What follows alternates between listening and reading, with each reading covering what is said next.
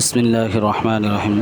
মক্কা হারাম শরীফ ঘড়ি টাওয়ারের পিছনে ইব্রাহিম খলিল রোড, এই স্থাপনা, এই যে সাইনবোর্ডগুলো দেখতে পাচ্ছেন, এখানে আগে সাদা মাঠা ছিল, একবারে খালি মাঠ ছিল। এখন এই কবুতর চত্বর হিসেবে এটা পরিচিত এই জায়গাটা।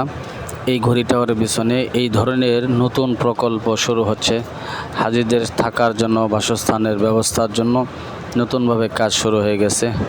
কাজের মধ্যে যেন আল্লাহ তাআলা আরও সহজ করে দেয়, দ্রুত উঠতে পারে, এই দোয়া আশাবাদী, যাতে হাজিদেরকে থাকার চলাফেরার আরও সহজ রাস্তা হয়, সেই আশাবাদী।